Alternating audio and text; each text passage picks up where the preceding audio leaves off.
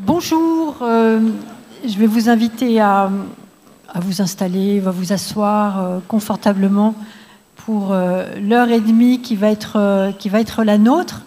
Bienvenue et merci d'être là aussi nombreux dans cet amphithéâtre pour venir entendre tout ce qui va pouvoir se dire sur la puissance française, résistance et recomposition géostratégique.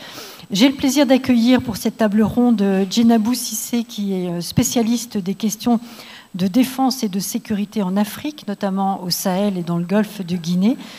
Djenabou Cissé travaille à la Fondation pour la recherche stratégique, la FRS, et enseigne à Sciences Po Paris, où elle dirige un cours sur les enjeux stratégiques au Sahel. À côté d'elle, en rouge, Isabelle Lasserre, journaliste et correspondante diplomatique du quotidien Le Figaro, également en charge des affaires stratégiques. Isabelle Lasserre, qui connaît bien par ailleurs la Russie pour y avoir été correspondante, a également été un grand reporter de guerre. À ma gauche, Yannick Chenvar, qui a accepté de nous rejoindre pour cette table ronde. Yannick Chenvar, que les Toulonnais connaissent bien.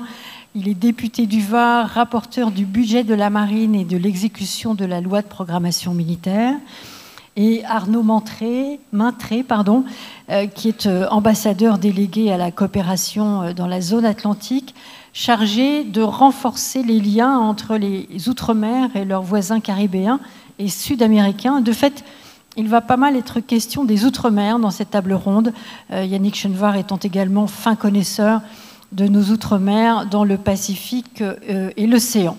Alors, puissance française, résistance et recomposition géostratégique, pour reprendre le titre de cette table ronde. On va, si vous le voulez bien, commencer par les résistances à la puissance française. Personnellement, j'aime beaucoup ce terme de résistance, tout empreint qu'il est d'une certaine pudeur, alors que la France est secouée de toutes parts, en interne comme à l'international. La crise politique que traverse notre pays en cet automne nous fait entrer dans une période d'instabilité, alors que l'influence de la France à l'extérieur est en plein, on va dire, questionnement, que la guerre se poursuit en Europe, que les foyers de crise se multiplient dans le monde et que la politique étrangère française semble déboussolée, voire parfois à contretemps. La France a ces dernières années enregistré d'importants revers diplomatiques en Afrique. Elle est challengée sur ses outre-mer avec lesquels les relations traversent une période difficile. On va bien sûr en parler. Paris cherche à incarner une troisième voie en Indo-Pacifique, mais le poids politique, diplomatique et militaire de la France dans cette région lui assigne davantage un rôle d'observateur que d'acteur de premier plan face à la Chine et aux États-Unis. Et pour ce qui est des événements récents, la reconnaissance à l'ONU de l'État de la Palestine, un acte fort de la part de Paris qui n'empêche pas de s'interroger sur le calendrier et dont les conséquences sont à venir dans la relation entre Paris et Tel Aviv. Dans ce panorama, je n'oublie pas l'armée française pour souligner qu'elle est la seule de l'Union européenne depuis le départ des Britanniques à disposer de réelles capacités de projection et de l'expérience du combat, une force qui n'empêche pas, voire alimente peut-être la résistance. En Afrique et sur le dossier des Outre-mer, la France est accusée de néocolonialisme et fait face à des stratégies de déstabilisation portées par divers acteurs internationaux. Et puis quelques mots sur la situation intérieure. Les signaux ne sont pas très bons. La France est aujourd'hui 1% de la population du globe, 7e position en matière de PIB, ce qui reste tout à fait honorable, mais il y a la suite. Une dette publique de plus de 3 300 milliards d'euros, un déficit à 5,4% du PIB, une dégradation de la note de la France, à quoi s'ajoute crise politique, instabilité gouvernementale et mouvements sociaux. Voilà pour le panorama qui participe, on ne peut manquer de le souligner, de la crédibilité de la France et qui inquiète particulièrement nos partenaires européens. Alors la France conserve son rang, mais probablement de plus en plus difficilement. On parle d'effacement de la France dans le monde, d'influence diplomatique qui s'est étiolée. Est-ce que c'est faire preuve de paranoïa que de dire que notre pays est observé, scruté par nos partenaires ou adversaires prêts à profiter de nos faiblesses et de nos failles? quelles sont finalement aujourd'hui les formes de remise en cause de l'influence de la France. C'est peut-être à vous, Isabelle Lasserre, je vais proposer de répondre en premier à cette question pour peut-être nous dresser le panorama le plus large, sachant par ailleurs que les autres intervenants ont des domaines plus spécifiques de compétences. Moi, je verrais volontiers 3 raisons principales à cet effacement relatif de la France à l'international. Une raison géopolitique, une raison qui tient à la présidence française et une raison qui tient à l'état économique et politique du pays. La première, c'est une raison géopolitique, en fait. C'est-à-dire qu'on est dans une période de recomposition globale du monde avec un certain nombre de pays qu'on peut très bien nommer d'ailleurs, qui sont la Russie, la Chine, l'Iran, la Corée du Nord, aidés parfois de la Turquie et épaulés par de nombreux pays qu'on appelle pas parfaitement le Sud global. Ces pays veulent remettre en cause l'influence occidentale, c'est-à-dire le système qui a été instauré après la Seconde Guerre mondiale et qui depuis a été dominé par les États-Unis et leurs alliés, notamment européens. Ces pays ont grossi à la fois ils ont vraiment grossi démographiquement et économiquement, et aujourd'hui ils demandent le prix politique de leur développement, et par ailleurs ils veulent imposer un modèle qui n'est pas le modèle classique de celui des Européens, c'est-à-dire que c'est un modèle qui n'est pas fondé systématiquement, c'est un euphémisme, sur le droit, sur la démocratie et sur la diplomatie pour résoudre les conflits, mais qui utilise la force de manière décomplexée. Donc dans ce changement politique, la France est une pièce maîtresse, parce que elle est un pays qui compte encore, elle a un siège permanent de membre permanent au Conseil de sécurité, elle a la puissance nucléaire, elle a une armée qui tient vraiment la route, et elle a aussi une vision globale du monde, ce que n'ont pas forcément ses partenaires européens, à part le Royaume-Uni. Donc évidemment, il s'agit de faire reculer la France. Il s'agit de lutter contre les interventions militaires à l'étranger, la présence des forces militaires à l'étranger. Enfin, ça c'est le cas dans tous les pays d'Afrique, d'où la France a dû refluer. Donc la France, elle n'est pas la seule, quoi. En gros, elle est vraiment une des pièces maîtresses de ce monde occidental qui est en train de régresser sous les assauts d'un axe de contestation qui veut à la fois prendre plus de place et qui voudrait que le monde fonctionne différemment, et qui n'a pas pour ambition de mettre la démocratie, et en tout cas pas, et surtout pas la démocratie libérale, au sommet de ça. La deuxième raison, c'est, je crois, une manière de gouverner de la part du président de la République qui a surpris, en fait, qui a déstabilisé pas mal de pays. Je parlerai juste un tout petit peu de la Russie et de l'Ukraine, et c'est vrai que la position de la France vis-à-vis de l'invasion russe de l'Ukraine en février 2022 a été très ambiguë pendant 1 an et demi. C'est-à-dire que pendant 1 an et demi, Emmanuel Macron n'a pas su désigner l'ennemi. C'est-à-dire que la Russie nous désignait comme l'ennemi, mais nous, on ne pouvait pas désigner la Russie comme l'ennemi. On était dans un espèce d'entre-deux, en même temps, où il fallait aider un peu l'Ukraine, mais pas trop, pour pas lui permettre de gagner, et taper sur la Russie, mais pas trop, pour surtout pas que la Russie, en fait, ne s'effondre et ne souffre trop fortement. Cette ligne est aujourd'hui très claire, elle a été clarifiée, mais on retrouve, mais ça a mis très longtemps, et c'est vrai que dans les pays de l'Est, les pays d'Europe de l'Est, la position de la France n'a pas été comprise.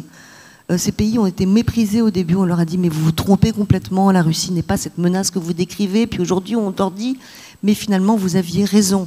On a les mêmes hésitations vis-à-vis d'Israël et du Hamas, c'est-à-dire que au lendemain du 7 octobre 2023, Emmanuel Macron commence par proposer une coalition anti-Hamas. Donc c'est un geste, je ne discute pas de sa faisabilité ou non, mais c'est un geste quand même assez fort contre le Hamas qui avait attaqué les kibboutz au nord du pays et commis un atroce attentat terroriste.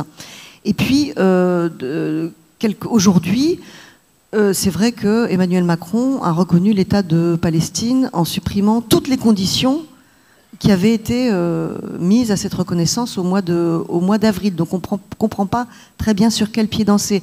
L'Algérie, il a donné tout à l'Algérie au début, promis énormément, et à la fin, bon, avec l'histoire de la reconnaissance du Sahara occidental, on ne parle plus à l'Algérie, enfin plutôt l'Algérie ne nous parle plus. Alors on a une politique de en même temps qui, moi, me paraît très inadaptée aux grandes crises internationales d'aujourd'hui, et notamment à des guerres comme la Russie ou comme le Proche-Orient, où il faut savoir désigner son ennemi. La troisième raison, et je m'arrêterai là, très vite, c'est l'état économique et politique de la France, l'état économique extrêmement délabré, qui fait qu'on n'arrive pas à tenir les promesses qu'on a fait au niveau politique, et l'instabilité politique, qui était chronique jusque-là, qui aujourd'hui est exacerbée, qui déstabilise nos partenaires parce qu'on ne sait pas qui sera au pouvoir demain. Et dans les mouvements extrémistes qui revendiquent la première place présidentielle, il y a des mouvements qui sont à l'opposé de la politique d'Emmanuel Macron menée jusque-là, notamment vis-à-vis de la Russie. Je m'arrête là. Merci Isabelle. Yannick Chenvar, est-ce que vous souhaitez réagir à cette exposé d'Isabelle Lasserre sur les raisons de cette... Merci. Il y a évidemment des convergences. La première chose, c'est que le monde change. Ce n'est pas au monde de s'adapter à la France, c'est à la France de s'adapter au grand mouvement et à la mutation d'une société où on retrouve en réalité une humanité dont la situation normale est la guerre et la situation anormale, c'est la paix. Depuis que l'humanité existe, la réalité, c'est que l'humanité est en guerre, et puis de temps en temps, il y a des petites périodes de paix. Ces petites périodes de paix, nous les avons vécues pendant une trentaine d'années, en tout cas après la fin de la guerre froide. Elles se sont d'ailleurs traduites par nous par une déflation absolument incroyable des crédits accordés à nos armées. Ce qui fait que dans le monde dans lequel nous vivons, où les empires sont de retour, où le droit international est piétiné, je voudrais juste rappeler que l'application du droit, elle nécessite la force. Si vous n'avez pas la force, vous pouvez toujours brandir la pancarte du droit, tout le monde s'en fout. C'est une réalité, c'est de la réelle politique. Et donc en réalité, pour justement essayer d'à nouveau rentrer dans un monde qui est en pleine mutation et dans lequel la voix de la France est importante, il faut être fort. C'est la raison pour laquelle, en fait, depuis 2017, depuis 2018, nous avons recommencé à faire des efforts en matière de défense qui n'avaient plus été faits depuis les années 50-55. Déflation, mais vraiment déflation, à un tel point que nos armées étaient arrivées à l'os. Et ensuite remonter, mais quand vous avez une armée qui a besoin, dans tous ces secteurs, avant même de remonter en puissance, de se réparer, il faut une première loi de programmation militaire, c'était la précédente, dite loi de réparation, et puis celle dans laquelle nous sommes aujourd'hui, où on recommence à monter en puissance. Le vrai sujet, c'est que, et tous les gens qui sont ici le savent bien, on ne construit pas un sous-marin nucléaire d'engin, lanceur d'engins en 8 jours. On ne construit pas un porte-avions en 8 jours. On construit un certain nombre d'outils militaires avec une vision pour les 40 années qui viennent. Et forcément, ça nécessite de la durée et de la durée dans l'effort.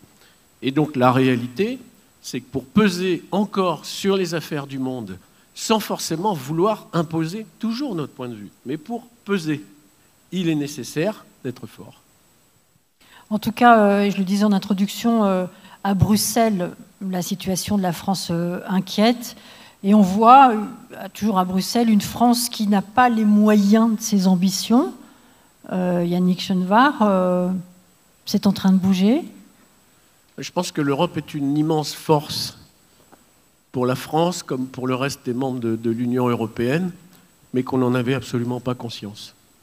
Juste reprendre ce qui s'est passé les 3-4 dernières années, où après avoir considéré que financer les industries de la défense, c'était sale, on a enfin fait disparaître ces notions de taxonomie, et enfin, l'Union européenne et l'ensemble des membres de l'Union européenne, je voulais juste rappeler que quand on dit l'Union européenne, ce n'est pas une espèce de grande nébuleuse, ce sont des États qui, à un moment donné, prennent des décisions ensemble.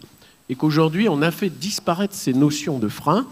Je vais donner quelques exemples, ça a été d'ailleurs évoqué hier, le programme SAFE, 150 milliards pour qu'un certain nombre de pays européens puissent acheter du matériel militaire, mais acheter pour 60% au moins de matériel militaire européen.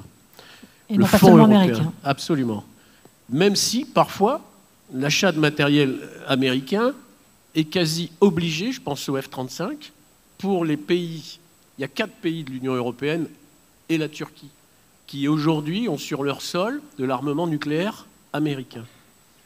Cet armement nucléaire, il est porté par des avions américains, par des F-35. Donc forcément, les pays sont obligés d'acheter du matériel américain pour pouvoir emporter l'armement nucléaire. Ce qui, inévitablement, va nous interroger sur la suite.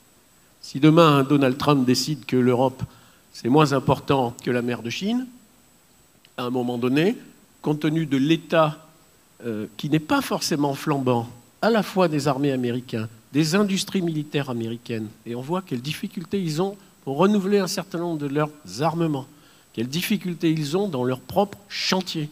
Pour la construction navale, on se dit que, in fine, ils vont peut-être être amenés à décider que leurs intérêts vont se porter sur la mer de Chine, sur Taïwan, sur le détroit de Lombok ou celui de la Sonde, pour pouvoir assurer importation, exportation, plus que sur l'Union européenne. Et à cela s'ajoute, on ne l'a pas évoqué, mais c'est un élément important, c'est la nécessité d'avoir l'autorisation des Américains quand on utilise leur matériel pour pouvoir l'utiliser, Yannick Chenevard, ce qui nous place dans une position où on a à pieds et mains liés avec Washington.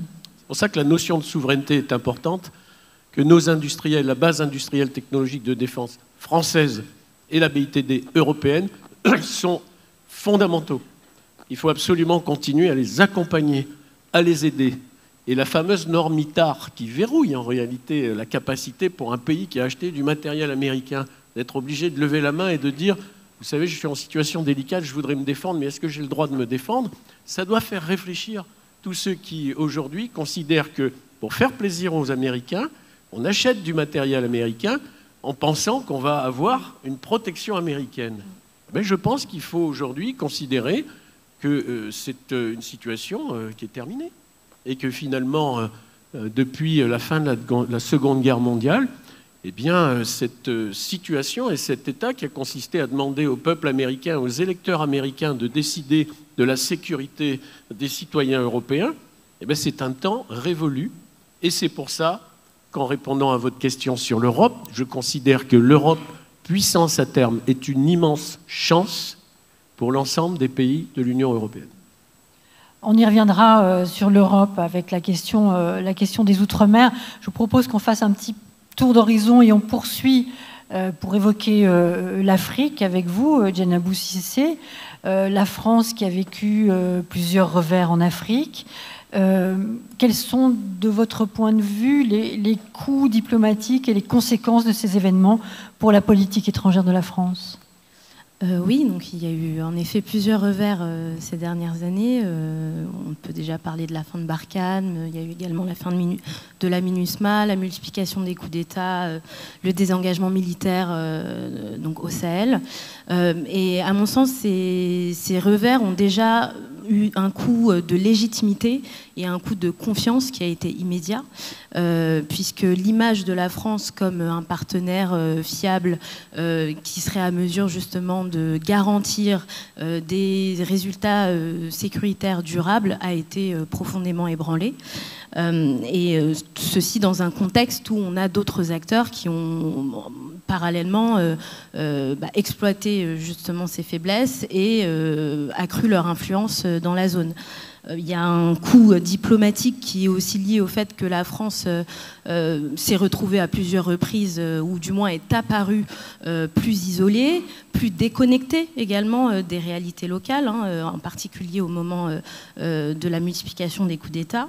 Et donc ça a forcément obligé Paris, mais aussi les pays européens, à repenser le quoi et le comment de leur engagement. Déjà en s'appuyant moins sur une stratégie, si on doit surtout parler de la France, qui était quand même très basée sur une hyper-militarisation, et donc sur donc une réduction de cette empreinte militaire qui est visible aujourd'hui avec une révision du dispositif qui s'appuie davantage sur des points d'appui qui se veulent plus mobiles, plus flexibles, et donc parallèlement à ça, un véritable enjeu de remise un peu au goût du jour du soft power après s'être beaucoup trop appuyé sur ce hard power et donc s'appuyer davantage sur les leviers civils. Sur le plan politique, ça implique également de diversifier les interlocuteurs.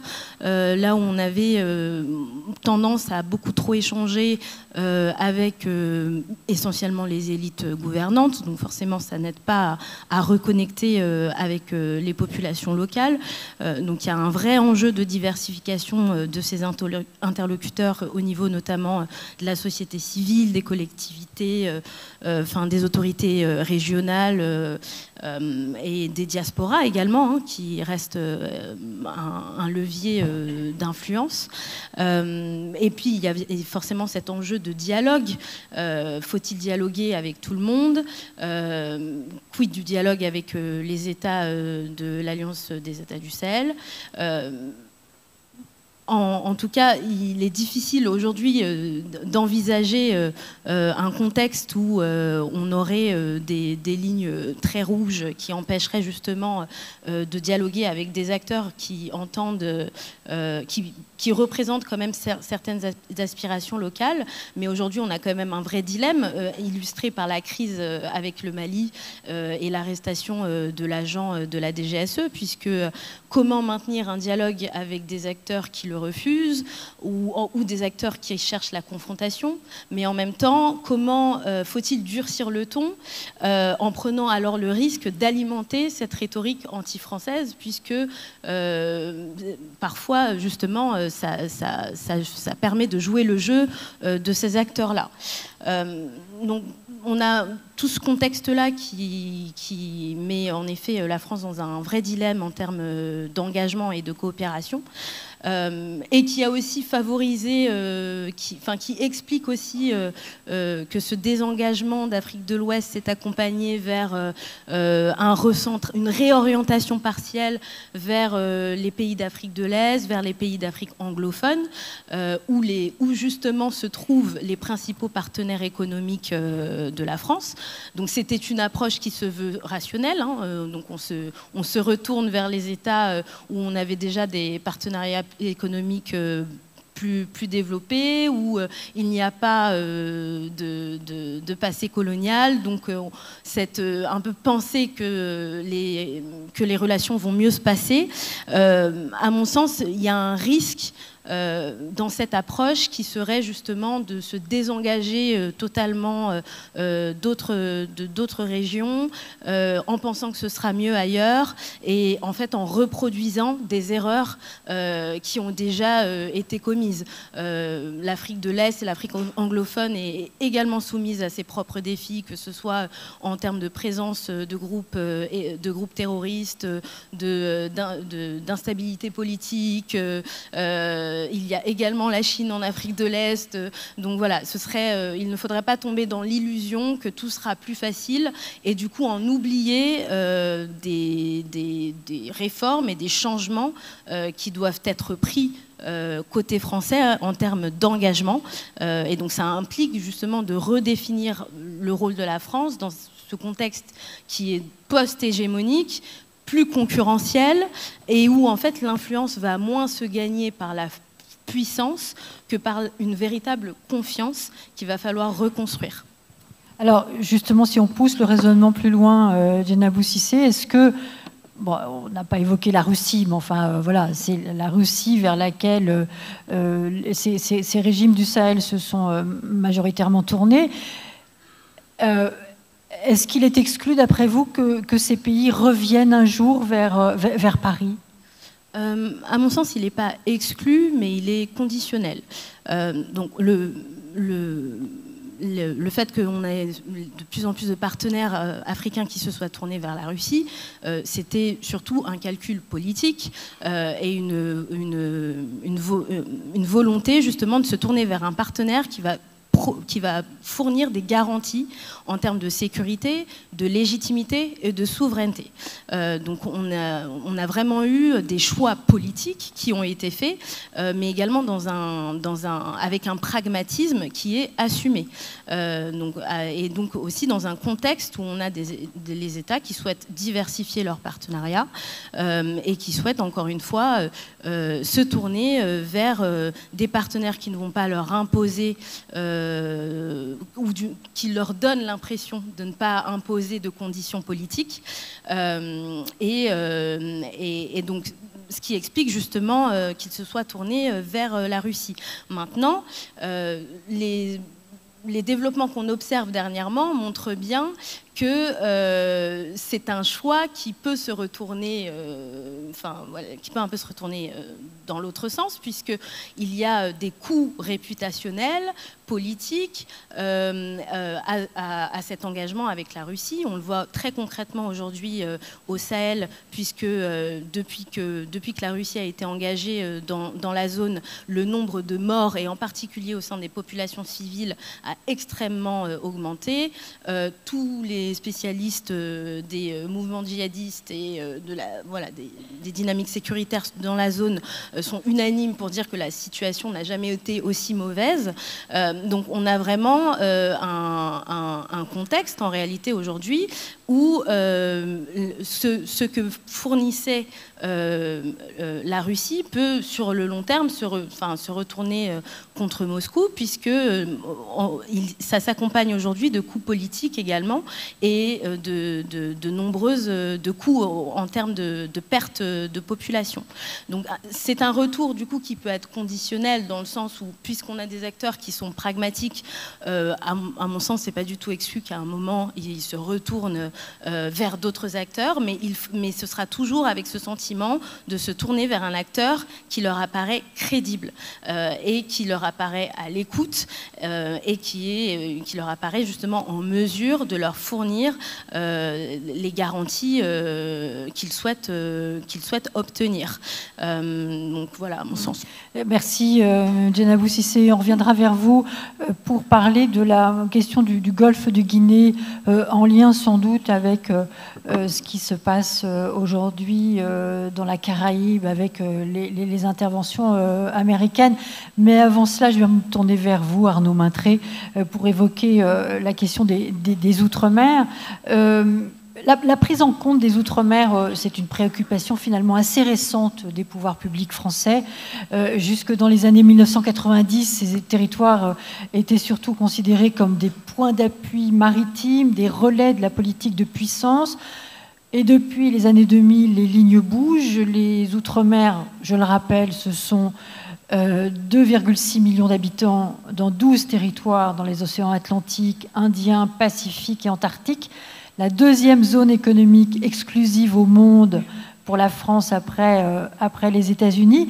Alors, l'intitulé de vos fonctions, Arnaud Maintré, je le rappelle, ambassadeur délégué à la coopération dans la zone atlantique, chargé de renforcer les liens entre les Outre-mer et leurs voisins caribéens et sud-américains. Il en dit long, c'est intitulé. Finalement, en quoi ce décloisonnement était-il devenu indispensable? Est-ce qu'il y a eu prise de conscience de la nécessité d'intégrer les Outre-mer dans leur environnement régional et donc de ne plus en faire des tours d'ivoire? Merci beaucoup. Effectivement, c'est un long intitulé, si c'était l'objet de votre question. Juste avant de parler des Outre-mer, je voudrais quand même revenir sur le tableau assez sombre que vous avez fait en introduction, parce que je crois qu'il est nécessaire de le nuancer fortement. Prenons garde quand même à ne pas nous centrer sur 2 ou 3 situations difficiles, comme celles qui ont été exposées en Afrique, et en faire le baromètre d'une influence française qui serait contestée. Je crois qu'Isabelle Lasserre a parfaitement résumé la situation. On est dans un monde en pleine transformation. Et dans ce monde en pleine transformation, nécessairement l'influence française va se transformer. Et ses modes d'action se transforment également. Si on reprend juste la question des pays du Sahel, il y avait une recomposition de notre dispositif militaire qui était déjà en cours. Et donc la présence de la France en Afrique était déjà en discussion et en évolution dans ce contexte. De même, nos relations avec la Russie, à laquelle vous avez fait référence, à partir du moment où la Russie commençait une guerre pour la 2e fois en Ukraine, on ne peut plus tout à fait évaluer l'influence française selon les mêmes critères que lorsque les États européens et la Russie développaient des coopérations, comme c'était le cas dans les années 2000 et 2010. Après, là où je ne rejoins pas tout à fait Isabelle Lasserre, c'est sur je crois au contraire que notre politique étrangère a montré une très grande réactivité face aux événements, et elle doit l'être dans un monde qui s'accélère. On ne comprendrait pas des postures qui ne sachent pas évoluer pour essayer de pousser les feux là où c'est possible. Et je crois que toutes les initiatives prises par la France, qui ont quand même une résonance mondiale, montrent quand même la capacité de notre pays à imposer un agenda et à faire évoluer les choses dans une certaine direction. Et pour reprendre ce que disait le député Cheneva, je crois que c'est notre capacité à allier à la fois une capacité militaire et une capacité diplomatique, un engagement dans le multilatéralisme qui est vraiment la signature qui nous permet d'avoir une voix très écoutée, et je le vois notamment dans la zone Amérique, où nous avons des relations en pleine expansion. Alors pour répondre à votre question, pardon pour ce long propos introductif, effectivement les Outre-mer c'est une préoccupation essentielle maintenant dans la définition des politiques, de la politique étrangère que nous menons dans les zones où sont ces Outre-mer. Je pense qu'il est important d'avoir quelques chiffres en tête. Nous avons, donc, comme vous l'avez rappelé, 12 collectivités territoriales d'Outre-mer, 6 dans le bassin Antilles-Guyane et le reste océan Indien et Pacifique.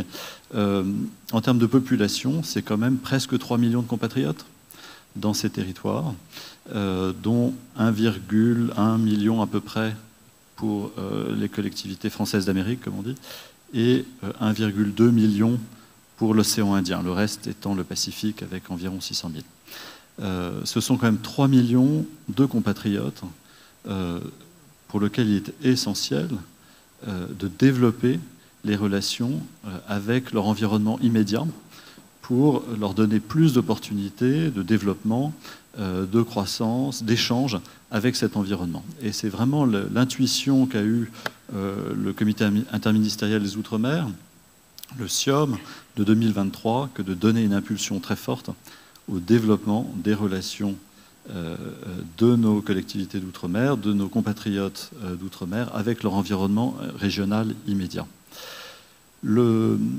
Cette intuition, elle s'appuie aussi sur l'idée que nos collectivités d'outre-mer sont des relais en tant que voisins pour des relations avec de nombreux États. Je le vois dans la Caraïbe notamment, où que ce soit la Guadeloupe, la Martinique, Saint-Martin, Saint-Barthélemy, des relations très fortes ont été développées avec les États de cette zone, et ceci peut aider à faire progresser encore l'influence de la France dans une région comme celle-ci. Et c'est bien sûr vrai également S'agissant du Pacifique, ça a été très bien mis en évidence dans la stratégie sur l'Indo-Pacifique qui a été agréée récemment. Donc voilà, je pense que nous avons vraiment une conception des Outre-mer qui a pris une place importante. La dernière revue stratégique nationale le souligne, à la fois pour soutenir nos 3 millions de compatriotes qui vivent en Outre-mer et aussi pour utiliser cette présence Outre-mer comme levier pour accroître encore notre influence dans ces zones. Merci beaucoup Arnaud Maintré. Je me tourne vers vous, Yannick Chenevard, pour poursuivre sur cette question des Outre-mer. Alors, bon, mon introduction était sévère, Arnaud Maintré l'a souligné, mais voilà, je vais peut-être poursuivre avec cette sévérité pour continuer sur les Outre-mer, avoir un petit peu votre opinion. On compare souvent, en tout cas... c'est certainement nos adversaires qui le font. L'outre-mer français a une sorte de balcon vermoulu et de moins en moins bien arrimé à la façade de France. Yannick Chenevard, ça vous inspire quoi, cette description? Une vue d'artiste. Objectivement, la France est partout. Le drapeau français flotte sur les dromcoms et partout. Le pavillon français, la marine française est partout. La France est clairement une nation-monde. Évidemment que ça gêne un certain nombre de pays. Ça gêne, et puisque ça gêne, on nous attaque. Et je crois que nous ne sommes pas naïfs et que nous avons aussi, et nous le faisons, des capacités d'attaquer aussi de notre côté. Il ne faut pas laisser penser qu'on se laisse taper dessus sans rien dire, en considérant qu'on a le droit de nous taper dessus, mais que nous, on n'a pas le droit de répliquer. La France est partout. Les 11 millions de kilomètres carrés qui étaient évoqués sont d'abord une responsabilité. Il y a parfois des gens qui disent on est une grande puissance maritime. Oui, puissance maritime, mais de l'autre côté, obligation de faire respecter la zone économique exclusive. Et pour ça, il faut une marine. Et donc, il faut une stratégie qui vise à renforcer la puissance de nos marines dans les différents départements, territoires d'outre-mer. Et c'est ce qui est en cours aujourd'hui, parce qu'on renouvelle à peu près toute la gamme capacitaire de ce qui était outre-mer. On remplace les vieux P400, c'est-à-dire 400 tonnes, par des patrouilleurs de 1300 tonnes, avec une allonge bien plus élevée. Ça va faire 5500 nautiques aujourd'hui, avec des drones, avec des capacités de communication. On remplace un certain nombre de nos bâtiments pour assurer du transport, de la logistique. On aura et on va attaquer, j'espère, assez rapidement le remplacement de nos frégates de surveillance. Pourquoi ? Parce que les frégates de surveillance, qui étaient initialement des bateaux qui étaient plutôt d'ailleurs pas mal armés, avec des mermères, etc., ont au fil du temps été plutôt désarmés. On a enlevé les mermères. On a considéré que, compte tenu de la situation internationale, on n'avait pas forcément besoin d'être armé autant. La réalité, c'est qu'on a inversé le processus. D'ailleurs, le chef d'état-major de la marine, hier, l'a rappelé, en disant augmentation de la puissance et de la capacité militaire dans nos outre-mer. Donc c'est important, et il n'est pas illogique qu'un certain nombre de puissances cherchent à nous affaiblir en contournant l'Hexagone pour essayer de nous affaiblir, confère la Nouvelle-Calédonie, l'Azerbaïdjan, dont on peut se demander s'ils travaillent pour leur propre compte ou un peu aussi pour le compte de quelqu'un d'autre.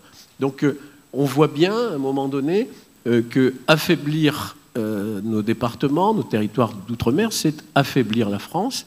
Et donc, au contraire, il faut renforcer notre capacité à faire respecter notre zone économique exclusive, la renforcer, faire en sorte, et vous l'avez rappelé d'ailleurs, monsieur l'ambassadeur, faire en sorte que nos territoires rayonnent dans les zones dans lesquelles ils sont, avec des échanges économiques, du développement portuaire, c'est le cas dans la Caraïbe, et je pense que c'est comme ça aussi qu'on peut poursuivre cette France des Outre-mer et faire en sorte que nous puissions continuer à faire partie d'un certain nombre d'organisations régionales et faire entendre la voix de la France dans ces organisations régionales. Alors, vous l'avez dit, Yannick Chenevard, ces adversaires de la France, en particulier sur la question des Outre-mer, vous avez cité l'Azerbaïdjan qui nous fait payer là notre politique vis-à-vis de l'Arménie. Malheureusement, l'Azerbaïdjan n'est pas le seul à se mêler de nos Outre-mer. Il y a la Chine, la Russie, encore elle, le Brésil, peut-être dans la Caraïbe, l'Australie, l'Inde. Alors, il est évident qu'un Outre-mer français affaibli, c'est aussi un affaiblissement de l'Union européenne, Yannick Chenevard. On évoque l'idée d'un transfert à l'Europe de ces questions des Outre-mer, ou en tout cas rapprocher ces territoires avec l'Union européenne. Qu'est-ce que ça vous inspire ? Je pense que sur le plan juridique, d'abord, il faudrait modifier les traités de fonctionnement de l'Union européenne. Et Dieu sait que c'est complexe. Qu'ensuite, ces sujets-là ne font pas partie des compétences exclusives de l'Union européenne, pas plus d'ailleurs qu'on peut les retrouver dans les compétences partagées. Ceci étant, on peut retrouver sur les compétences partagées des sujets comme les transports, et donc notamment les transports maritimes, qui peuvent là avoir une importance sur les approvisionnements, y compris les approvisionnements stratégiques, dans un sens et dans l'autre, dont la France et nos Outre-mer pourraient avoir besoin. C'est pour ça que les développements portuaires sont importants. Les développements portuaires et le renforcement, c'est le cas à La Réunion, c'est le cas, je crois, en Martinique, où on a un renforcement de nos capacités d'accueil portuaire. La Réunion, tout simplement, enfin vous le voyez bien, La Réunion, elle est sur la route sud, sur une des routes maritimes importantes. Pourquoi ? Parce que le canal de Suez a vu chuter sa fréquentation d'à peu près 51%. Je voudrais juste rappeler que c'est 2% du PIB égyptien, le fonctionnement du canal de Suez. Et qu'un certain nombre de navires préfèrent la route du Sud. Donc soit ils passent par le canal du Mozambique, et on pourra y revenir, puisque ma collègue Youssoufa est absente, mais on pourra l'évoquer, soit sur une route qui passe au Sud Réunion, pour ensuite faire le grand tour. On voit bien toute l'importance de ces positionnements, des zones économiques exclusives, de la capacité à notre marine, là pour le coup, de faire respecter le droit international. Mais je le répète, le respect du droit ne vaut que si vous avez la force nécessaire pour le faire respecter. Et pour ce qui concerne le canal du Mozambique, on mesure bien aujourd'hui pourquoi la Chine, la Russie, ou Madagascar d'ailleurs, ont un certain nombre de revendications, y compris d'ailleurs territoriales, pour Madagascar, pour essayer de nous affaiblir. Pourquoi ? D'abord parce que le canal du Mozambique, c'est la mer du Nord que nous ignorons, à la fois pour son trafic maritime, mais à la fois pour son pétrole. Je pense qu'il doit y avoir entre 10 et 12 milliards de barils de pétrole sous l'eau et dans la zone. Et c'est la même chose pour le gaz, on doit être à un peu plus de 5 000 milliards de mètres cubes de gaz. Donc on est dans une zone qui est une zone extrêmement importante pour le futur, et en même temps on est dans une zone de trafic maritime qui passe nécessairement sur le canal du Mozambique, donc la route pour éviter la mer Rouge et le canal de Suez, avec Mayotte, mais ensuite les Glorieuses, Tromelin, Europa, Juan de Nova, Bassas de India, qui sont en fait la France, et donc qui peuvent à un moment donné avoir de l'importance sur le contrôle, sur la sécurisation des approvisionnements maritimes si demain on avait un blocage total du canal de Suez.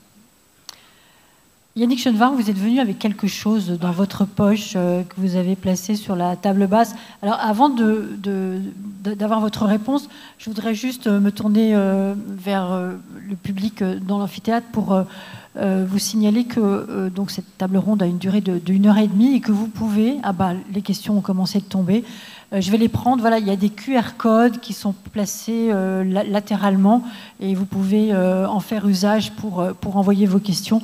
Mais je vois qu'elles ont commencé d'apparaître et je vous en remercie. Yannick Chenevard. Oui, puisqu'on parle de puissance maritime, de puissance industrielle, je voudrais juste vous montrer ceci. On a eu la gentillesse de me le donner la semaine dernière. J'étais à Cherbourg la semaine dernière, dans les ateliers de Naval Group, qui, vous le savez, fabrique nos sous-marins nucléaires lanceurs d'engins, nos sous-marins nucléaires d'attaque, mais également, et c'est le cas en ce moment, la cuve, l'enceinte des futures chaudières K-22 du porte-avions de nouvelle génération. Et ils ont eu la gentillesse de me donner ces copeaux. Je voulais vous le montrer tout simplement. Pourquoi ? Pour vous dire que même quand la situation politique peut paraître difficile, et elle l'est, eh bien la France continue à avancer et l'industrie, la BITD française, continue à faire en sorte que la nation soit souveraine et pourvue des outils nécessaires à assurer sa défense.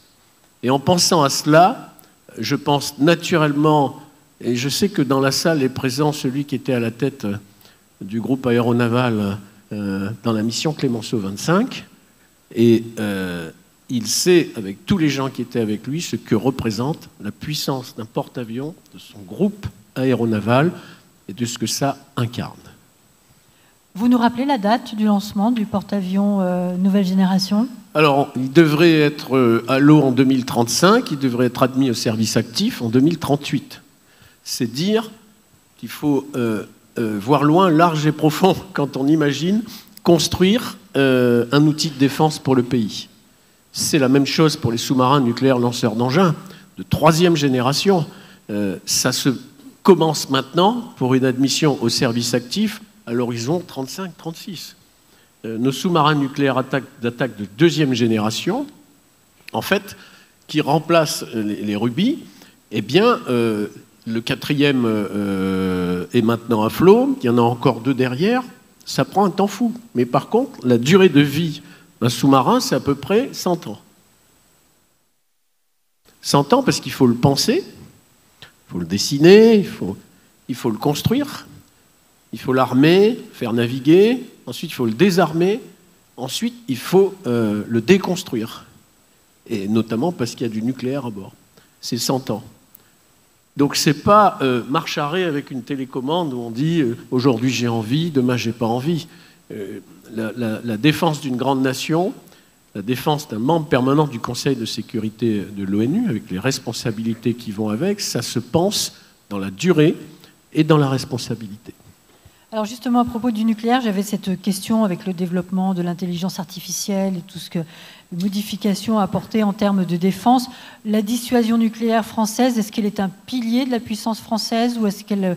non, elle est un pilier de la puissance française. Est-ce qu'elle reste un élément de rayonnement ou bien est-ce qu'elle est de plus en plus marginalisée ? Je ne sais pas si Isabelle Lasserre veut répondre là-dessus. Non, bien entendu, elle est vraiment un des piliers de la puissance française. Et c'est d'ailleurs elle seule qui justifie le fait qu'on ait toujours un siège de membre permanent au Conseil de sécurité de l'ONU. Et c'est ce qui explique aussi pourquoi la France a une position de leader sur la scène européenne, sur les questions internationales, alors même que son économie et sa politique sont déstabilisantes. C'est parce que elle est la seule puissance nucléaire au sein de l'Union européenne. Et que dans un monde où Donald Trump, on ne sait pas très bien jusqu'où il ira sur ce sujet, mais dans un monde où l'Europe serait entièrement lâchée par les États-Unis, dans un monde qui n'est pas encore celui dans lequel nous vivons, où les États-Unis retireraient leurs armes nucléaires du continent européen, la France sera en première ligne avec le Royaume-Uni et elle sera en numéro 1. Donc bien évidemment, heureusement, je me souviens moi quand je couvrais les affaires de défense il y a 10 ans, il y avait beaucoup de voix qui s'élevaient à l'époque pour remettre en question la puissance nucléaire de la France en disant on n'a plus besoin de ça. Les groupes antinucléaires étaient extrêmement puissants, faisaient un ramdam d'enfer. Barack Obama rêvait d'un monde sans armes nucléaires. Heureusement à l'époque que la France a résisté et que les armées ont ont résisté et que le pouvoir politique est resté en fait hermétique à toutes les pressions qui venaient, y compris de pays comme l'Allemagne, etc., en disant la bombe nucléaire, c'est plus du tout à la mode, il faut donner l'exemple. Donner l'exemple en se séparant, en baissant notre niveau nucléaire. On était déjà à l'époque dans un monde où tous ceux qui se présentent aujourd'hui comme nos adversaires ou comme nos ennemis, notamment la Corée du Nord, notamment la Russie, notamment la Chine, déjà à cette époque-là, ils réarmaient massivement et ils réarmaient aussi au niveau nucléaire, c'est-à-dire qu'ils fabriquaient des nouvelles têtes nucléaires, ils modernisaient leur doctrine nucléaire, et nous on disait il faut donner l'exemple pour arriver à un monde sans nucléaire. On était dans un pays, le pays des bisounours total. On est sorti de ça, heureusement. Mais quand même, il faut quand même rappeler que, tout en saluant les efforts faits par les Européens et surtout par les Français, qui renouent doucement avec une tradition de puissance après avoir cru, enfin pas les militaires, mais les politiques, pendant 30 ans, que la paix était éternelle sur le continent, que l'Europe, après avoir cru en gros à la fin de l'histoire, ce réveil est brutal. Il n'y avait que l'Europe qui croyait ça. C'est-à-dire que le monde entier vivait dans un autre monde. Alors ces projets sont louables, mais quand on les compare aux avancées justement de la Chine et de la Russie, ça va pas, je suis désolée. On parle de drones. Ok, on était mauvais en drones en France, on travaille sur les drones, etc.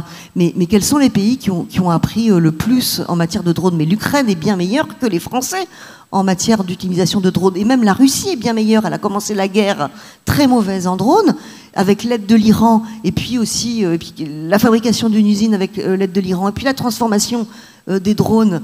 La Russie est devenue excellente en matière de drones. La Russie prévoit d'avoir 1,5 million d'hommes sous les drapeaux. La Chine ambitionne d'en avoir 2 millions. Et les porte-avions en Chine, ils se construisent plus vite qu'en France. Donc il faut toujours avoir à l'œil ce décalage. On n'est pas encore... pour moi, le compte n'y est pas. En tout cas, sur la question nucléaire, effectivement, l'Ukraine en a fait les frais et elle sait de quoi il retourne en la matière. Parce que je sais qu'il y a des questions sur l'Ukraine, l'engagement de la France, etc. J'ai une autre question pour Arnaud Maintré et Djenabou Cissé, et je pense qu'on aura bouclé ce premier round. On voit Trump déclarer la guerre aux cartels dans les Caraïbes, avec force de démonstration de puissance dans la région. Voilà, on parlait d'une influence peut-être diminuée, mais vous l'avez contesté, Arnaud Maintré, de la France dans le coin de la Caraïbe. Et qu'est-ce que ça veut dire aussi pour le golfe du Guinée quand on entend les Américains dire que oui, la zone atlantique, eh bien, c'est leur arrière-cour. Arnaud Maintré, quelques rapides mots sur... Oui, ça, je crois qu'il ne faut pas qu'on achète le discours l'arrière-cour des États-Unis, pas du tout. D'ailleurs, les pays de la zone ne le voient pas du tout comme ça et sont ouverts à toutes sortes de partenariats. Et la France est d'ailleurs un interlocuteur apprécié parce qu'elle est attachée au multilatéralisme. Je pense que tout le monde se souvient quand même du partenariat qui a existé entre la France et les pays d'Amérique latine et les pays caribéens pour l'accord de Paris. Il y a eu une très important soutien et impulsion qui a été donné par la zone Amérique qui a permis de faire l'accord de Paris. Donc il y a ces relations qui sont anciennes et que nous poursuivons. Et comme je le soulignais, le fait que la France s'affirme de plus en plus comme une nation caribéenne à travers ses collectivités d'outre-mer dans la zone anti-Guyane, je pense, est un facteur pour encore compléter nos relations avec ces pays, des relations qui sont vraiment des relations de voisinage. Après, avec les Américains, il y a un travail, il y a une collaboration opérationnelle sur la lutte contre les trafics, parce que c'est une des grandes problématiques de la zone. C'est une zone qui ne manque pas de problématiques, malheureusement pour elle, puisqu'elle est très sensible au changement climatique, aux changements environnementaux au sens large, et une vraie question de développement des relations économiques. Mais actuellement, le développement des trafics dans la zone Amérique latine, Caraïbes est un souci de préoccupation majeure pour dire les choses très simplement, mais les experts de lutte antidrogue pourraient le développer bien mieux. Mais au fur et à mesure que les débouchés pour la cocaïne sont moindres vers l'Amérique du Nord, eh bien, les trafics se réorientent vers l'Europe, qui est le marché pour exporter cette cocaïne qui s'exporte moins bien aux États-Unis. Et donc, nous voyons un développement des trafics qui est tout à fait préoccupant. Je crois qu'on travaille main dans la main avec les États-Unis sur ces questions. Je mets de côté la question toute récente des opérations militaires menées par les États-Unis, mais sinon, en termes de lutte contre les trafics eux-mêmes, il y a une coopération opérationnelle établie de longue date, et je crois que les Américains apprécient la France comme un partenaire de confiance pour essayer de lutter contre ces trafics. Voilà pour cette zone. Je pense que on a vraiment, puisqu'on parle de l'influence de la France en général, notre influence a cru dans cette zone Amérique latine, Caraïbes, je veux dire la Martinique et demain la Guyane vont rentrer comme membres associés de la CARICOM, qui était quand même une organisation régionale très anglophone et qui s'ouvre maintenant à une influence française via nos collectivités d'outre-mer, parce que chacun voit bien que dans un monde de plus en plus complexe, la coopération régionale, la coopération entre ces États voisins est essentielle pour relever les défis qui se présentent. Merci beaucoup Arnaud Maintré.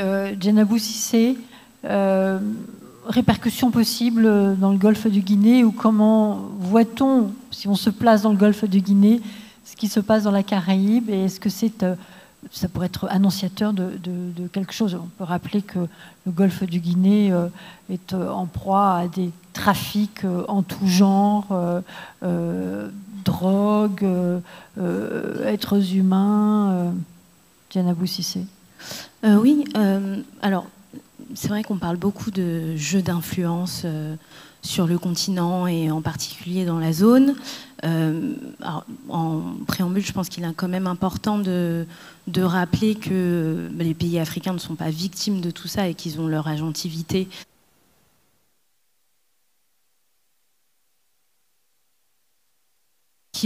Et qu'ils jouent... il joue aussi des rivalités entre les différentes puissances. Mais ce qui est intéressant, c'est que, alors pendant longtemps, il y avait tout de même, indépendamment des perceptions locales, il y avait des perceptions entre puissances sur le fait que donc l'Afrique de l'Ouest, c'était le précaré de la France, que c'est la France qui connaît mieux, et donc on va la laisser en lead sur les opérations dans la zone, c'est elle qui a le capital historique, etc. Et je pense que ça a d'ailleurs expliqué beaucoup de free riding, de passagers clandestins côté UE, puisqu'il y avait beaucoup... l'UE était très satisfaite pendant un moment de ne pas s'impliquer davantage et justement de laisser la France en première ligne sur ces choses-là. Donc ensuite, avec les derniers événements et la baisse d'influence française dans la zone, ça a bien sûr ouvert la porte à d'autres acteurs, mais à mon sens, y compris les États-Unis, puisque les États-Unis, pendant très longtemps, n'étaient pas intéressés par l'Afrique de l'Ouest. Il a même fallu plutôt attendre l'attaque de Tongo Tongo au Niger, où ils ont perdu des soldats américains, pour que justement ils renforcent la coopération terroriste avec le Niger, et que là il y ait un intérêt dans la zone sécuritaire, mais parce que ils avaient perdu ses ressortissants. Et donc maintenant il y a quand même les États-Unis regardent un peu plus vers la zone, mais à cause de la Chine. Parce qu'ils ont cette obsession du fait que la Chine a des prétentions sur la côte atlantique. Il y a des rumeurs qui sont d'ailleurs parfois alimentées par le renseignement américain de bases chinoises en Namibie, en Guinée équatoriale, dans le port de Bata, etc. Et donc cette compétition sino-américaine contribue à expliquer certains intérêts de l'administration américaine dans certaines zones. On l'a vu aussi également avec le deal de Washington en RDC. Et donc maintenant ils sont très vigilants par rapport aux prétentions de la Chine sur la côte atlantique et également dans le golfe de Guinée. Maintenant, est-ce que ça débouchera sur des choses du même type avec des frappes, etc. J'en doute. Aussi parce que pour l'instant, on est quand même. La Chine reste elle aussi discrète, même si elle a une stratégie de militarisation des ports sur le continent, où elle a une présence soit directe, soit indirecte. Elle est plutôt dans une dimension de projection de puissance sans confrontation directe. Donc, à mon sens, pour que ça débouche sur des choses du type de frappe, je pense qu'on n'en est pas là. Maintenant, quid de la France dans tout ça ? Il faudra de toute façon accepter que la France ne sera plus en première ligne dans cette zone, qu'elle devient un acteur parmi d'autres dans cette zone, mais la conséquence positive de tout cela, c'est que ça implique de jouer collectif, ça implique justement de développer une vraie stratégie européenne, intégrée, et non plus d'avoir un modèle vertical avec un acteur un peu chef de coalition qui prend les décisions et les autres qui sont dans une logique plutôt suiveuse. C'était en plus quelque chose qu'on avait déjà observé avec les Américains en Afghanistan, donc il s'agirait de sortir de ce modèle dorénavant. Merci beaucoup, Djenabou Cissé. Alors, Yannick Chenevard, je ne sais pas si vous souhaitez réagir, rajouter quelque chose. Et on n'a pas parlé, mais peut-être c'est le moment aussi de le faire, de l'Indo-Pacifique, même si vous l'avez évoqué à propos des Outre-mer dans le Pacifique et dans l'océan Indien, la France, troisième voie. Yannick Chenevard.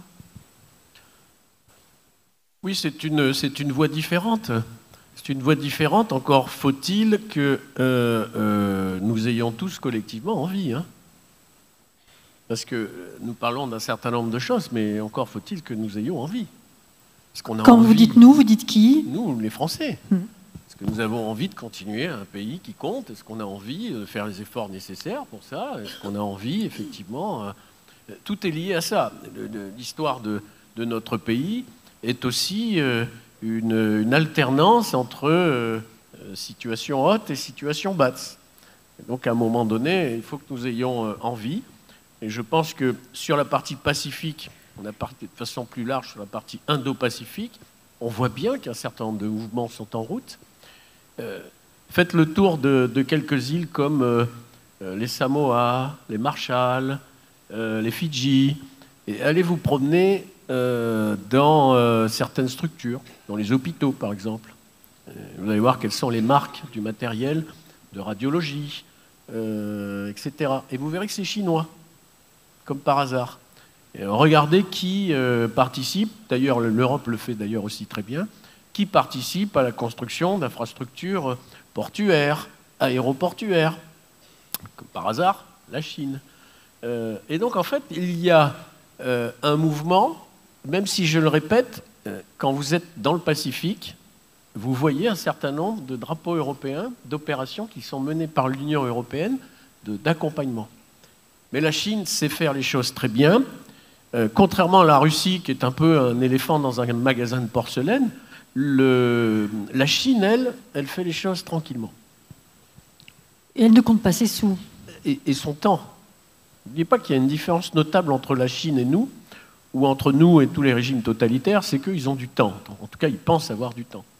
Et donc, quelque part, ils inscrivent une politique dans la durée, ce qui n'est pas forcément notre cas, puisque nous avons des étapes électorales. La Chine, elle prend son temps. Vous savez, il y a 500 ans, la Chine avait décidé de brûler l'intégralité de ses vaisseaux. Et en brûlant l'intégralité de ses vaisseaux, et Dieu sait qu'il y avait une marine puissante à l'époque, elle a décidé de se refermer sur elle-même, le fameux empire du milieu. Elle a donc créé des grands canaux à l'intérieur de la Chine pour faire en sorte de se suffire à elle-même. Elle a disparu du monde. Et c'est à ce moment-là, d'ailleurs, que l'Occident a émergé, les grandes conquêtes, etc. Aujourd'hui, la Chine, elle n'est plus du tout dans cette logique de disparition, et on le voit bien, mais elle prend son temps. Et elle prend son temps en Afrique, elle prend son temps en Asie, elle prend son temps évidemment dans le Pacifique, mais elle le fait tranquillement, sans gêner personne. Mais ça ne l'empêche pas de faire ce que font les Russes, même si c'est un peu plus grossier, et parfois avec des résultats plus ou moins brillants. On peut parler de Wagner ou des successeurs de Wagner avec l'Africa Corp. Il suffit de regarder la débâcle de Wagner au Mozambique pour se rendre compte qu'ils ne sont pas très brillants. Ils ne sont pas très brillants au Mali, ça a été rappelé. Mais les Chinois, eux, ils avancent doucement. Ils prennent leur temps. Ils savent très bien quels sont leurs intérêts. Aujourd'hui, quand vous regardez la liste des métaux rares ou stratégiques, vous vous apercevez que les Chinois sont à peu près leaders dans tous les secteurs. Mais ça ne suffit pas. Ce qui est important, c'est de verrouiller ce qui reste et de faire en sorte que, puisque les Chinois sont dominants sur leur propre territoire d'un certain nombre de métaux stratégiques dont nous avons besoin, y compris en matière de défense, mais qu'est-ce qu'ils font ? Ils repèrent les endroits où c'est nécessaire, ils vont aider les pays en question, aéroports, infrastructures routières, etc. Mais in fine, ils vont en fait cannibaliser et neutraliser la capacité pour ces pays-là de vendre et d'exporter leurs terres rares. Ajoutez à cela l'idée que, par exemple, nous, Français, on n'a plus du tout d'usine pour traiter les métaux rares. La réalité, quand on dit métaux rares, c'est quoi ? C'est pas qu'on n'en a pas en France. On a les mines. On a le BRGDM a fait, il n'y a pas très très longtemps, encore des travaux pour vérifier ce que nous avions dans notre sous-sol. On a ce qu'il faut. Ce qu'il y a, c'est que comme on n'accepte plus d'usines pour pouvoir traiter et extraire, parce que c'est très polluant, ces métaux rares, ben en réalité, ce sont les pays qui les ont, qui les traitent, et souvent des pays qui sont des pays en Afrique ou dans d'autres pays. Donc soyons vigilants et pas naïfs. J'ai entendu tout à l'heure monde des bisounours. Ben oui, la réalité, c'est bien celle-là. Nous sommes dans un monde complexe où, de toute façon, le faible est avalé, disparaît ou il devient vassal. En tout cas, effectivement, la chute du mur voilà, nous a fait croire à ce monde des bisounours depuis plusieurs décennies ont passé, et la prise de conscience se fait lentement. Alors, parmi les questions, j'en ai relevé quelques-unes et on poursuivra. Dans quelle mesure la crise politique de la France impacte-t-elle son influence ? Et pardon, je n'ai pas noté les prénoms de ceux qui ont posé cette question. Il y a pas mal d'anonymes aussi, mais voilà, peut-être qu'elle était signée, cette question, je ne sais pas, et pardon. La France est-elle condamnée à un rôle de second plan ? Dans quel domaine la France peut-elle faire la différence à l'international ? Et place des OPEX dans la stratégie de puissance française. Qui souhaite prendre une de ces questions et y répondre ? Arnaud Maintré ? Il faut en sélectionner une, parce que les quatre... Oui, prenez celle sur laquelle... Je vous les redonne. Dans quelle mesure la crise politique de la France impacte son influence ? La France est-elle condamnée à un rôle de second plan ? Dans quel domaine la France peut-elle faire la différence à l'international ? Et la question des opérations extérieures dans la stratégie de puissance française. Je pense on a déjà longuement discuté sur est-ce que la France doit-elle se contenter d'être une puissance de second plan ? Bien sûr que non. D'ailleurs, de temps en temps, on voit traîner l'expression puissance moyenne. Ça ne veut rien dire, puissance moyenne. Et je pense que tous les Français doivent lutter contre cette expression qui non seulement ne veut rien dire, mais a un aspect défaitiste. Je crois qu'on a encore des atouts absolument incroyables. On le voit. La semaine des Nations Unies, l'Assemblée générale des Nations Unies qui s'est réunie, a été composée d'événements entièrement pensés, mis en avant par la France, et pas juste pour organiser des événements, pour servir des lignes de politique étrangère. Ce qui a été fait sur la reconnaissance de la Palestine est une initiative qui, je crois, pourra rester dans les livres d'histoire comme un exemple de la manière de dérouler une initiative diplomatique. On ne peut pas rentrer dans les détails ici, mais la manière dont la diplomatie française a progressivement mis en place cette initiative est, à mon avis, un exemple du genre. Mais il y a d'autres événements dont on n'a pas parlé là, parce qu'on était plus sur le hard power, mais il y a une conférence très importante sur la diplomatie féministe qui est en train d'être organisée et qui va être un grand succès par le nombre d'États qui vont participer. Donc bref, je pense que la France a des capacités diplomatiques majeures, et comme je le disais, et comme monsieur le député vous le soulignez aussi, j'ai l'impression que le public français n'est pas au courant de toutes les pépites qui existent en France tous ces motifs de fierté dans le secteur privé qui a su construire des technologies absolument remarquables avec cette difficulté qu'on a tous évoquée, qui est l'accélération du tempo au niveau international, y compris dans les techniques militaires, qui fait qu'il y a une dialectique à trouver entre le lancement de grands programmes et l'adaptation à l'évolution très rapide des circonstances. Mais là, je pense que l'État est très outillé pour ça.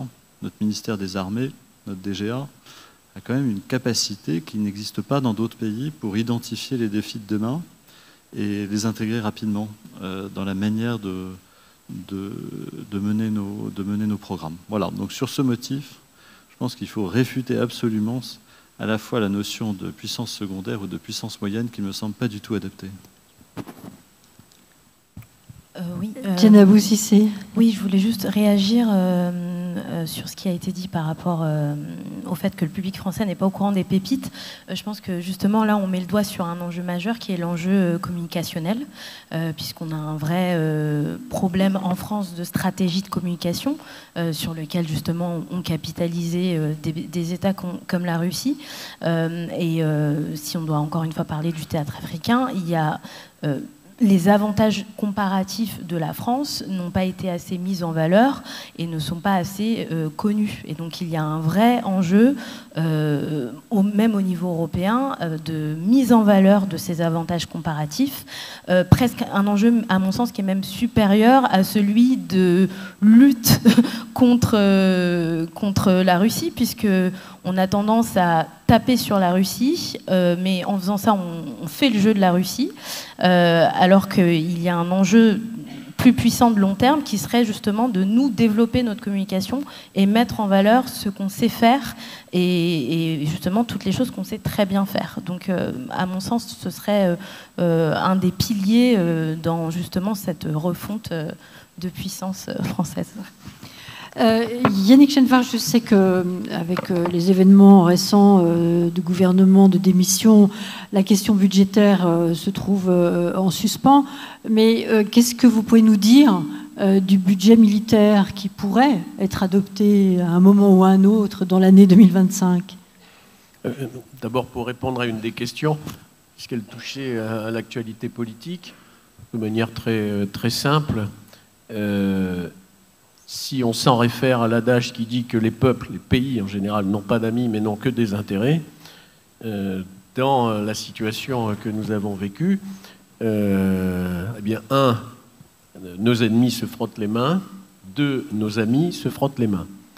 La situation, c'est que de toute façon, on doit considérer in fine qu'il faut un pays en ordre de marche, ce qui m'amène au budget, sur le fait que nous avons voté en 2023 une loi de programmation militaire 24-30, que chaque annuité, l'annuité qui arrive là, elle est à 50,5 milliards. Il faut absolument qu'elle soit votée dans les temps. Si elle ne l'était pas, ça a été le cas l'année dernière, on aurait du retard de paiement, y compris pour nos industriels. Et je pense que nos industriels doivent se rappeler qu'on avait à peu près 1,250 milliard d'euros à payer aux industriels de décalage, ce qui est colossal, hein, notamment pour les entreprises qui sont numéro 2, 3, 4 dans la chaîne de fonctionnement. Les plus gros arrivent parfois à s'en sortir. Eh bien, ça n'a été payé par DGA qu'à la fin du mois de juin. C'est un petit peu comme à la maison, comme si à la maison on ne recevait en fait la paye du mois de janvier qu'au mois de juin. C'est assez difficile, ou alors il faut emprunter. Donc oui, il faut absolument que le budget puisse être voté. J'espère qu'il sera présenté à l'Assemblée la semaine prochaine. En tout cas, je l'espère, ce qui permettra ensuite de dérouler. Ce qui est en tout cas important, c'est que nous avons voté une loi de programmation militaire, que cette loi de programmation militaire, elle fixe jusqu'à l'horizon 2030 la stratégie. Mais dans cette stratégie, il a été rappelé, ça a d'ailleurs été rappelé par le président de la République, qu'il y a en plus de la marge de 3,2 milliards qui est déjà dans l'annuité, une marge supplémentaire de 3 milliards pour tenir compte de l'évolution de la situation internationale et pour peut-être accélérer un certain nombre de programmes. Ça a été dit tout à l'heure sur les drones. On peut également parler du quantique. On est environ à 300 millions d'euros de gagner le combat sur le quantique. Le quantique, et en particulier dans le domaine militaire, va conférer à la puissance qui va accéder au quantique à une capacité de calcul que nous n'imaginons pas. Et notamment pour casser des codes qu'il faudrait, avec, j'allais dire, les outils traditionnels. Quand vous mettez 3 semaines pour casser un code, avec le quantique, ça va vous prendre 1 minute. Vous allez pouvoir détecter un certain nombre de bruits, de choses dans des univers qu'on ne peut pas faire aujourd'hui. Donc on voit bien à quel point l'exécution budgétaire à l'euro près dans la loi de programmation militaire a une importance pour notre souveraineté et pour notre liberté. Merci beaucoup. Alors je vais poursuivre avec 2 questions. Une anonyme, quelle est la place des opérations extérieures dans la stratégie de puissance française? Est-ce un outil qui favorise l'indépendance stratégique ou la coopération internationale? Et une question qui va satisfaire un petit peu notre ego. Quel rôle jouent les grandes entreprises françaises comme LVMH, Airbus, qui est européenne, Total Energy, dans la puissance d'influence de la France? Qui se sont inspirés? Yannick Chenevard. Allez, brièvement, Total Energy, regardez du côté du canal du Mozambique. LVMH, vous connaissez son classement sur le plan mondial. Les grands groupes de la BITD, la France, 2e exportateur d'armement du monde. Ça veut dire qu'on a une BITD de qualité. Ici même, sur le territoire dans lequel nous sommes, on a un écosystème avec Naval Group, avec Siol, avec Excel, avec Thales, avec Ifremer. On a en réalité des outils qui nous assurent une supériorité importante. Et donc oui, la France est forte, elle exporte. Et tout à l'heure, je parlais de la norme ITAR, elle rassure quand elle exporte. C'est-à-dire qu'on ne nous demande pas, on ne lève pas la main pour demander l'autorisation, et donc ça rassure sur l'export. Même si, de temps en temps, on est désolé de perdre quelques appels d'offres, mais ça fait partie de la loi du marché. J'ai vu dans les questions là quelqu'un qui disait « Mais est-ce que vous n'avez pas peur que l'Allemagne, faisant de gros efforts en matière de défense avec sa BITD, qui nous dépasse ?» Mais tant mieux s'ils font des efforts, ça va nous stimuler. Ça va continuer à nous faire avancer. Car il ne faut jamais avoir peur des concurrents. Il faut se dire que les concurrents, partenaires, ils nous stimulent. Et ils nous donnent envie d'aller encore plus loin, d'être encore plus forts. Donc oui, on a des atouts extraordinaires. Il faut juste qu'on prenne conscience de cette force-là. Et puis pour vous faire sourire, mais c'est une petite parenthèse, qu'on ait un peu de stabilité politique. Merci beaucoup, Yannick Chenevard. Je ne sais pas si vous souhaitez rajouter quelque chose. Arnaud Maintré, Isabelle Lasserre. Sur la crise politique aussi. Alors moi, je ne vois pas du tout les choses de la même manière. Moi, je trouve qu'au contraire, il y a trop de communication dans vis-à-vis de notre politique étrangère. Et je trouve qu'effectivement, on organise beaucoup de grands sommets, beaucoup de conférences, mais qu'à l'arrivée, ça ne marche pas. Enfin, qui fait la paix aujourd'hui, entre guillemets, hein, on va voir ce qui passe entre Gaza et Israël, bah, c'est pas Emmanuel Macron, je suis désolée, c'est Donald Trump. Mais on a fait plus de conférences, c'est sûr. Et sur la crise politique, franchement, c'est problématique à de nombreux égards. D'abord, c'est problématique parce que nos partenaires et nos ennemis ou nos adversaires nous regardent et se délectent, nos adversaires se délectent de cette crise. Ça va encore donner plus de fragilité à ce pays qui est déjà dans le collimateur de la Russie. Dès qu'il y a une faiblesse, la Russie arrive pour aggraver les choses. C'est grave parce que ça veut dire qu'on va encore pas se réformer pendant les mois qui viennent et que notre gros problème, c'est d'être incapable de se réformer. Et moi, je ne sais pas comment on monte en puissance au niveau de la défense, si ce n'est avec des promesses et des mots, si on n'est pas capable de se réformer et si on n'est pas capable de faire des choix et de réformer aussi notre modèle social.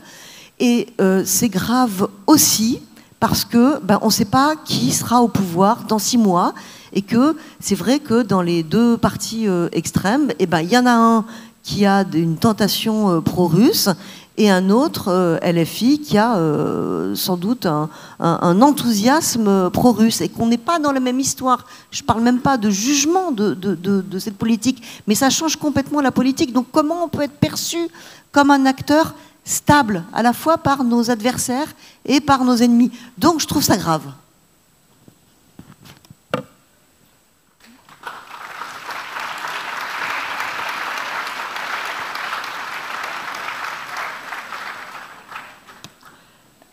Merci Isabelle pour cette intervention qui effectivement nous fait revenir sur les questions intérieures à la France et tout étant lié, on l'entend depuis le début de CRS Med, sur les liens entre finalement tous les événements, les questions intérieures, les références à l'extérieur.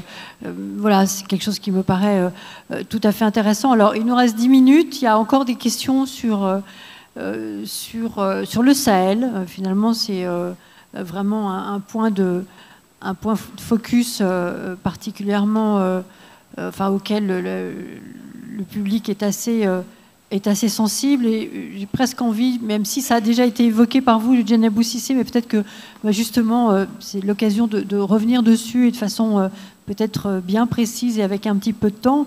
À votre avis, quelles sont les principales erreurs commises par la France au Sahel ? Oui, sujet longuement débattu. Elles ont été multiples. Je l'évoquais, donc l'hypermilitarisation de la stratégie, où on a justement, on en a oublié certains leviers et on s'est un peu trop. La stratégie militaire et les opérations militaires sont devenues la vitrine de la coopération dans la région, quand bien même bien d'autres choses étaient faites. Mais de facto, c'est devenu la vitrine et donc on a eu cette hypermilitarisation. Bien sûr, l'erreur stratégique de la transformation de Serval en Barkhane, où Serval était une victoire militaire, mais Barkhane est devenu un échec politique, puisqu'il était de toute façon impossible de stabiliser une zone où ne serait-ce que le Mali fait 2 fois la France, avec 5000 hommes, et en sachant que les insurrections djihadistes sont en réalité des insurrections politiques auxquelles la solution ne peut être strictement militaire, mais avant tout politique. C'est un défaut de gouvernance qui explique justement la capacité des groupes à avoir accru leur influence aujourd'hui jusque même au golfe de Guinée. Donc, tout ça a été longuement débattu, mais après je pense qu'il y a aussi des choses qui sont liées, comme je le disais également, à notre connexion réelle à la région. Certes, il y avait ces narratifs comme quoi c'était une région d'intérêt prioritaire, etc. Mais il y a eu quand même des décalages entre les discours, entre les moyens déployés et entre les ressources allouées. Et il y a eu... Et quand on parle même alors même que chaque semaine, à un moment, il y avait un conseil de défense sur le Sahel, si vous allez dans la rue et que vous parlez à un Français lambda, il y avait très peu de connaissances sur ce qui se passait réellement au Sahel, alors que ça a été un enjeu interministériel, politique, pendant de nombreuses années. Donc il y a eu un problème, à mon sens, également de logiciel de pensée sur le Sahel, de développement d'un nouvel imaginaire collectif sur la zone. le fait qu'on n'ait pas... là, je voyais une question sur la francophonie.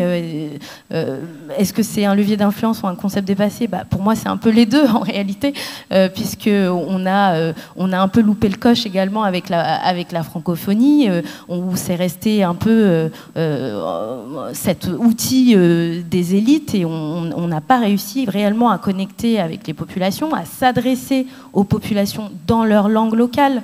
Je suis ravie que maintenant il y ait une filière Afrique qui a été créée au Quai d'Orsay, mais ça a été un peu tardif. Il faut justement, on manque de communication, de s'adresser aux populations dans leur langue, là où justement la Russie a compris cette force de cet outil et a réussi à diffuser ces narratifs. Voilà, à mon sens, il y a aussi un problème qui est lié à notre perception de la zone, au fait qu'on a tendance à la regarder d'en haut, alors que maintenant, on est justement dans un contexte où les partenaires souhaitent, et ça c'est unanime, et ils le disent par rapport à tous les autres acteurs, ils souhaitent des partenariats gagnant-gagnant. Alors certes, ça veut tout et rien dire, surtout on ne peut pas dire que ce soit gagnant-gagnant avec la Russie, mais derrière, il y a une vraie volonté de coopération d'égal à égal, ce dont on a un peu raté le coche, puisqu'on est resté sur des coopérations déjà très verticales et d'élite à élite. Cellule Afrique au Quai d'Orsay, vous l'avez souligné, Djenabou Cissé, et j'en profite pour dire que aussi à la FMES, ce qui est un élément important. Alors on a souvent aussi comparé la question au Sahel et la façon dont les choses ont évolué avec l'Afghanistan. D'ailleurs, ça a été aussi dit à une table ronde hier sur la question des religions. Je pense qu'on n'a pas le temps de prendre d'autres questions, qu'on a fait un tour d'horizon finalement assez large, et je crois qu'on peut remercier et applaudir les intervenants à cette table ronde. Merci.